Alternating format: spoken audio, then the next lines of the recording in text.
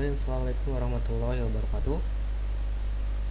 Ya, kita ketemu lagi teman-teman untuk kuliah sistem penentuan keputusan setelah vakum cukup lama ya. Tapi dengan sisa waktu yang ada ini kita coba selesaikan materi yang ada dan kita usahakan untuk bisa menjalankan kuliah dengan baik ya. Nanti mungkin ada sedikit praktikum yang mungkin kita ubah metodenya agar bisa tetap terlaksana. Nah, semoga teman-teman masih semangat ya dengan kondisi yang berbeda ini dan terus belajar, karena jangan sampai kita terlena dengan kondisi sehingga mengabaikan segala macam potensi yang kita miliki untuk bisa berkembang lebih jauh. Nah, untuk materi pekan ini itu adalah sistem pendukung keputusan cerdas, jadi intelijen DSS, yang dimana ini akan sangat banyak irisan dengan bidang-bidang lain yang saat ini berkembang di dunia informatika yang kita temui, dan itu digunakan dalam industri-industri besar seperti itu. Nah, kita lanjut, kita langsung saja masuk ke dalam materi. Tujuan pembelajaran yang pertama, kita paham terkait konsep AI ya, kecerdasan buatan, kemudian memahami pentingnya knowledge dalam mengambil keputusan, kemudian memahami sistem pakar ya berbasis aturan atau rule based, juga belajar arsitektur sistem pakar yang berbasis aturan, juga kita memahami manfaat dan keterbatasan sistem yang berbasis aturan tadi untuk melakukan keputusan, dan yang terakhir identifikasi aplikasi yang sesuai untuk sistem pakar. Nah, ini singgungan antara SPK dengan SP sistem pakar itu cukup dekat ya, jadi hanya mungkin beberapa metode yang membedakannya gitu. Jadi kalau sistematika atau metodologi mungkin agak berbeda, tapi secara kegunaan, secara fungsinya ada kemiripan dalam implementasinya. Nah, ini materi saya ambil dari materi saya ketika S2, tapi ini bisa kita implementasikan di kuliah kita gitu. Nah, apa itu AI atau kecerdasan buatan? Yaitu duplikasi pikiran manusia yang diproses oleh mesin. Nah, dari namanya kita pahami kecerdasan buatan. Jadi cerdasnya itu diciptakan. Bagaimana konsepnya? Yang pertama, dia belajar dari pengalaman, interpretasi ambiguitas, respon cepat, menerapkan reasoning dan problem solving, manipulasi lingkungan untuk penerapan pengetahuan, pikiran dan nalar reasoning. Jadi dia menerapkan ya sistematika berpikir manusia yang diadaptasi dari ketika manusia menemukan masalah gitu. Jadi ketika manusia menemukan masalah, cara berpikir seperti apa, cara bertindaknya itu diduplikat dalam sebuah mesin gitu, sehingga terciptalah konsep kecerdasan buatan. Seperti apa karakteristiknya? Yang pertama, pemrosesan simbolis. Nah, dia menggunakan metode numeris biasanya, kemudian juga ada algoritmanya ya, step by step pastinya, dan mengikuti secara heuristik ya, aturan, perasaan, intuisi. Itu bagian dari pemrosesan simbolis. Kemudian heuristik juga, jadi ada simbol yang dikombinasikan dengan pemrosesan tertentu terhadap aturan-aturan, menggunakan mesin inferensi yang menerapkan heuristik dalam menyimpulkan dari fakta.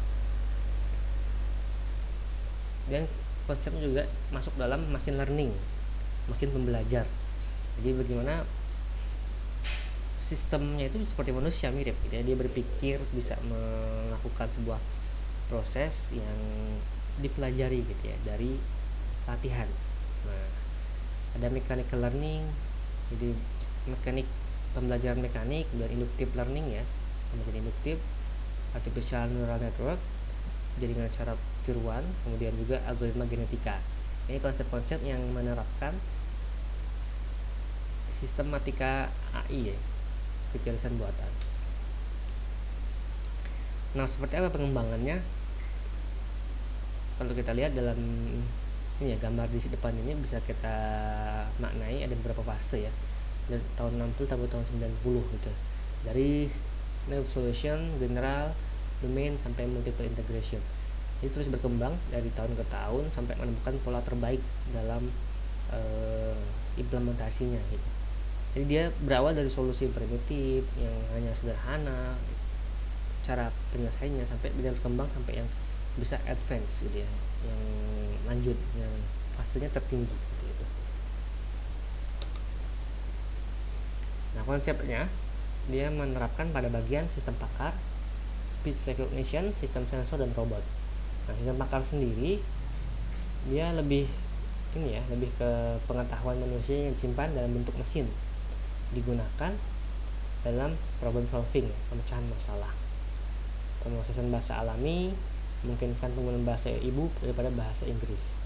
Nah, jadi bisa digunakan bahasa ibu kita apa, misalnya bahasa Indonesia bisa kita implementasikan seperti itu.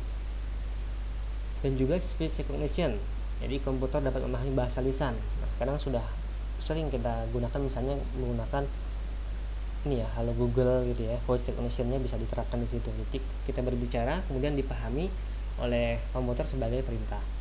Juga sistem sensor, vision, taktil, dan signal processing system. Signal processing contohnya adalah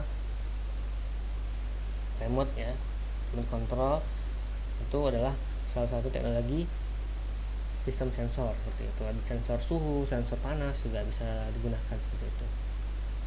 Dan robot ya, ini kombinasi antara sistem sensor dengan peralatan elektron ya, elektromagnetik maksudnya, terprogram untuk menampilkan pekerjaan manual. Nah, kemudian vision dan scan recognition, jadi kecerdasan komputer juga duplikasi informasi digital dari mesin. Ini masuk sampai pada teknologi game yang mutakhir gitu, bisa sampai ini ya implementasinya. Kemudian neural computing, model matematika yang mensimulasikan fungsi human brain. Jadi komputasi menggunakan seperti otak manusia gitu ini model kerjanya. Kemudian juga intelligent computer aided instruction. Nah, ini digunakan untuk melatih manusia. Intelligent tutoring systems. Yang selanjutnya game playing, mencari strategi-strategi baru dikombinasikan dengan heuristik. Nah, ini game-game yang mengasah otak yang cukup menggunakan metodologi dalam penyelesaiannya, jadi cukup menguras otak kita ketika kita menjalankannya gitu.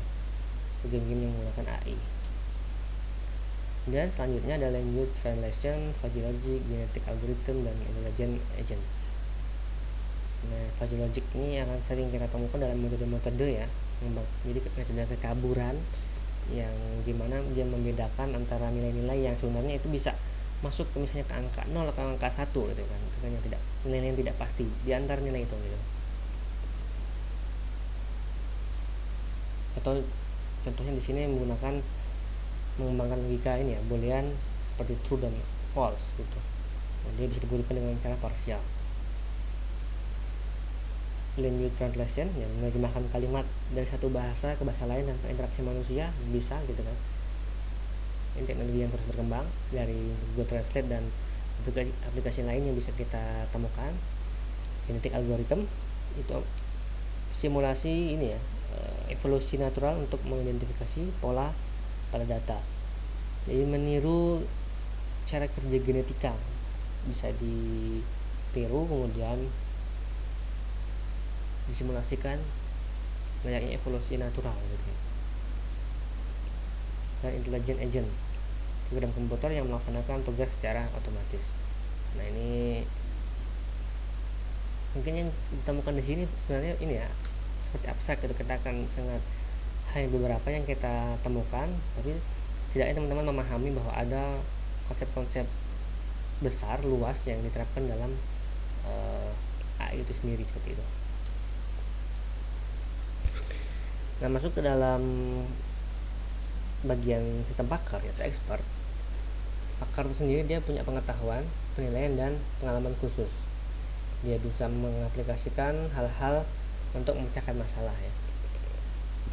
Dia punya kinerja yang lebih dari orang biasa, relatif, solusi lebih cepat, dan pengenalan pola. Itu yang membedakan pakar dan orang biasa. Nah, apa kepakaran itu? dia mengerjakan pengetahuan khusus dari pakar, diperoleh dari pembacaan, pelatihan, dan praktek. Jadi orang pakar itu juga berlatih, terus berlatih, dan perlu waktu sampai dia menjadi seorang yang ahli. Apa saja fiturnya? Kepakaran, kemampuan untuk membuat keputusan level pakar. Jadi ada keputusan yang di bawah ya, dia belum seorang pakar, ada juga keputusan yang levelnya sudah high seperti itu ya, tinggi. Penaran simbolik, pengetahuan mendalam, dan pengetahuan pribadi. Yang pasti seorang pakar itu dia tahu lebih banyak daripada orang biasa, dan juga tahu lebih beda ya, sudut pandangnya beda, punya sudut pandang terhadap menilai sesuatu, sehingga hasil dari kepakarannya itu membuat sebuah masalah bisa terpecahkan dengan baik. Nah, apa saja aplikasi sistem pakar? Di sini bisa kita ketahui ada General Project, Maysian, XCON, Credit Analyst, dan Pension Fund Advisor.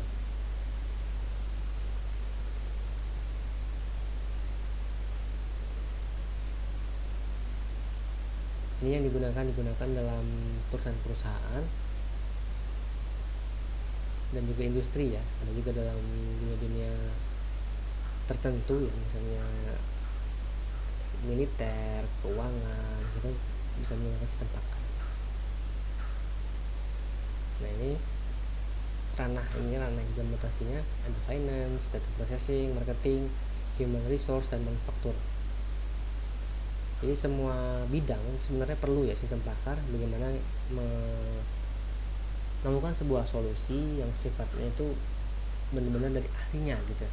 Jadi bukan perkiraan, bukan dugaan, tapi benar-benar analisis yang mendalam sehingga menyimpulkan sebuah solusi yang konkret dan bisa meningkatkan produktivitas sebuah institusi tersebut, seperti itu. Dan lingkungannya apa saja, strukturnya ini bisa kita lihat dalam gambar ini. Ada user interface ya, kemudian recommendation, ada consultant environment dan development environment.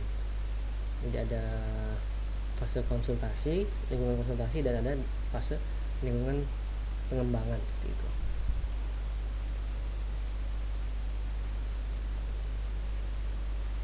Yang dimana di dalamnya menggunakan sistem berbasis pengetahuan, ada fakta, ada rule ya, ada aturan, dokumentasi, interpretasi, sehingga walaupun orangnya tidak berada di perusahaan tersebut, tapi pemikirannya dalam sistem tersebut bisa benar-benar menyerupai dan mampu memberikan solusi yang baik gitu. Nah, apa saja komponen utamanya? Ada basis pengetahuan, mesin currency, dan antar mereka pengguna pastinya. Basis pengetahuannya dasarnya bagaimana alur dalam mesin currency itu diciptakan, seperti itu. Jadi perlu basis pengetahuan, perlu fakta, perlu heuristik untuk menunjukkan pengetahuan, kemudian ada perlu brain, control structure, dan rule interpreter gitu ya. Dan yang terakhir itu language processor, antarmuka pengguna. Jadi bagaimana tiga komponen ini saling bergabung ya, bersinergi untuk membentuk sistem pakar yang baik gitu. Nah, komponen tambahannya ada subsistem akuisisi pengetahuan, lingkungan kerja, justifier, dan sistem pemurnian pengetahuan.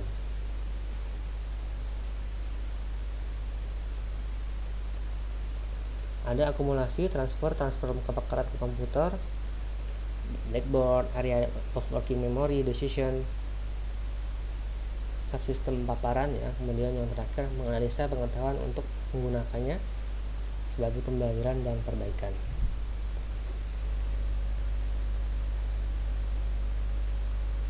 Nah, ini tadi sebenarnya penjelasan dari ini ya nih structure of an expert system. Jadi kita bisa detailkan dalam beberapa penjelasan sebagai komponen utama sistem pakar. Kemudian juga presentasi pengetahuan. Nah, ada aturan pembentukan if then ya biasanya digunakan dikombinasi dengan kondisi lainnya ya, yang bisa membuat konklusi. Dia mudah dipahami harusnya sebagai aturan, mudah ditambahkan dan menganut ketidakpastian di dalamnya. Ada juga jaringan semantik dan pernyataan logika. Nah, ada mesin inferensi yang kita sering temukan dalam sistem bakar yang familiar atau dasar ya, yang kita temukan di Google. Biasanya yang orang-orang membuat tuh paling mudah biasanya menggunakan forward chaining dan backward chaining seperti itu. Jadi melihat bagian if pada bagian awal aturan, memilih jalur sesuai sampai menemukan semua persyaratan if. Jadi ada persyaratan, misalnya jika ini maka ini, sampai seterusnya sampai terpenuhi semua syaratnya, maka dia mengeluarkan solusi. Nah, itu saya maju, syarat maju. Ada juga ya syarat mundur, backward chaining gitu ya. Jadi dia mundur menilai dari langkah akhir sampai ke langkah awal seperti itu, atau ke fase awal dari persyaratan, sehingga nanti ketemu juga solusinya. Jadi ada solusi maju dan solusi mundur. Ini bisa menggunakan forward dan backward chaining. Nah, di sini dijelaskan jika semua true maka dipakai atau diterima untuk yang declare. Jika gagal maka konklusi tidak diterima. Nah, ini teman-teman bisa perhatikan ada perbandingan antara sistem yang konvensional dengan sistem pakar. Cukup banyak ini ya perbandingannya, seperti misalnya program does not mistakes, sedangkan export system program may make mistakes. Jadi program kemungkinan sulit menjalankan atau sulit ditemukan kesalahan kalau yang konvensional, sedangkan untuk yang sistem pakar kemungkinan melawan kesalahan itu ada, seperti itu, tetap ada seperti itu. Tergantung metode yang digunakan, seberapa akurat dan seberapa bisa dilakukan pembelajar, dia seberapa bisa belajar dari fase-fase yang ada gitu, dan diperbaharui terus.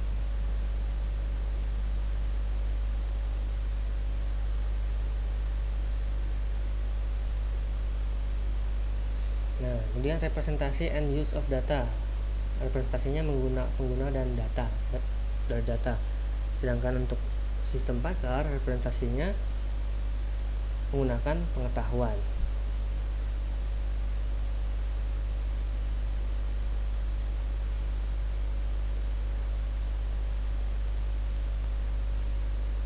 Kalau conventional system menggunakan kuantitatif, sedangkan expert system menggunakan kualitatif data.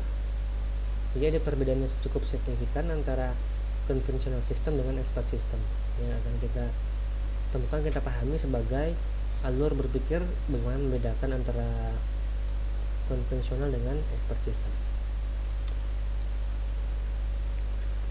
Permasalahan yang akan kita temui dalam sistem pakar ya umum, yaitu sistem interpretasi, prediksi, diagnosa, desain, dan perencanaan.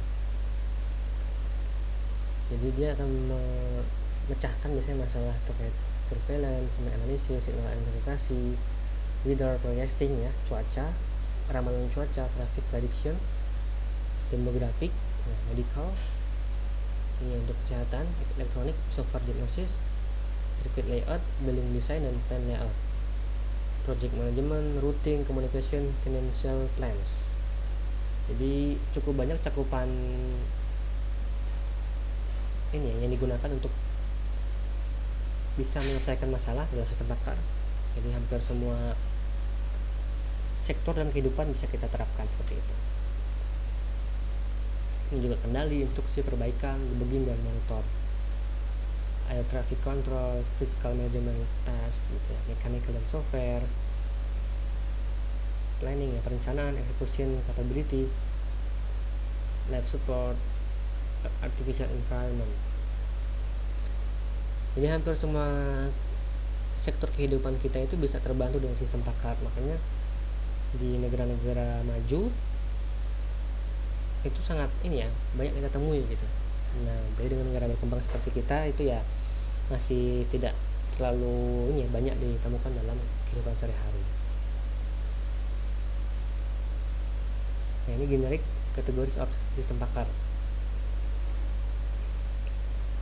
Tadi ya, untuk kategorinya bisa kita klasifikasikan: interpretasi, prediction, diagnosis, design, planning, monitoring, debugging, semua seperti yang tadi sudah dijelaskan di sini, seperti itu. Apa manfaatnya yang bisa kita dapat? Pertama, meningkatkan output, produktivitas, mengambil keputusan, proses dan kualitas produk, mengurangi downtime, melakukan kebakaran yang jarang, fleksibel, bisa beroperasi pada lingkungan yang berbahaya, menghapus peralatan monitoring yang mahal, dan memudahkan operasi peralatan yang kompleks. Itu cukup banyak manfaat sistem pakar dalam dunia industri, dalam dunia usaha, pemerintahan, kesehatan, keuangan, dan lain-lain. Itu sangat diperlukan. Dan juga dia bisa memfasilitasi komunikasi, keputusan yang dapat diandalkan, memecahkan masalah yang kompleks, transfer pengetahuan ke tempat jauh, mendorong kapasitas dan kapabilitas cerdas ke sistem informasi lain, ada trainingnya, dan kemampuan untuk bisa bekerja dengan data yang tidak lengkap atau tidak pasti. Nah, itu tergantung seberapa kompleks masalah dan seberapa pakar sistemnya. Jadi semakin hebat penyelesaian masalahnya, maka semakin tinggi tingkat kerumitannya. Jika masalah ini dipecahkan harus sangat rumit, maka metodenya juga harus dicari yang sebanding untuk penyelesaiannya. Nah, pastinya tetap ada kekurangannya. Apa saja itu? Yang pertama, tidak dapat selalu dibaca ya. Tidak selalu dapat dibaca, tidak mudah memperoleh bentuk kebakaran dari manusia. Jadi beda-beda pendekatannya, kondisi alami terbatas, bahasa dan rekomendasi yang salah. Jadi bisa salah juga dia dalam memberikan rekomendasi gitu, kalau ternyata ada hal-hal yang itu ternyata tidak masuk dalam rule, logika, dan akhirnya tidak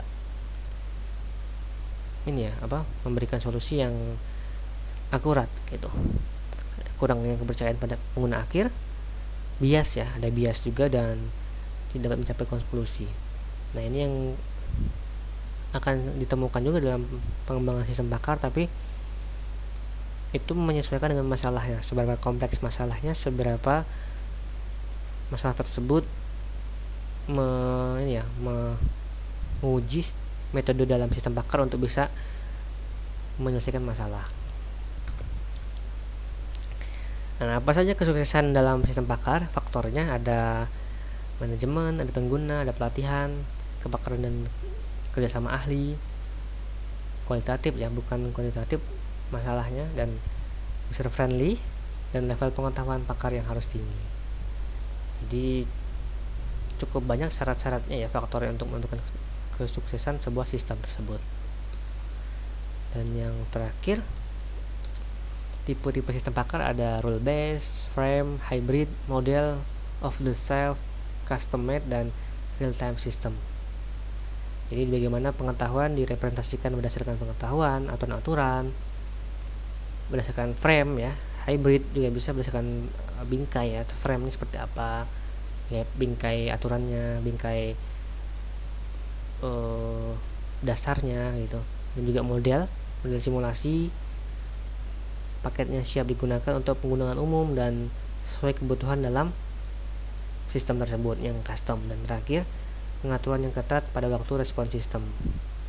Nah, ini tipe-tipe yang akan sering ditemukan dalam sistem pakar yang banyak dikembangkan dalam dunia industri dan usaha seperti itu. Nah, itu saja mungkin materi hari ini. Terima kasih teman-teman, silahkan diperhatikan dengan seksama. Terima kasih atas perhatiannya. Ini mengenai tambahan tugas di psikologi ya, bisa dibuka setelah ini materi pekan lalu, tapi bisa terlambat karena ada beberapa hal sehingga belum selesai pengerjaannya. ya bisa dibuka kapan-kapan, yang penting teman-teman bisa memahami materi pekan ini seperti itu. Baik, itu saja dari saya. Terima kasih sekali lagi atas partisipasinya. Ya, videonya bisa ditonton di YouTube ya. Mohon maaf apabila salah kata dari saya. Semoga bermanfaat. Assalamualaikum warahmatullahi wabarakatuh.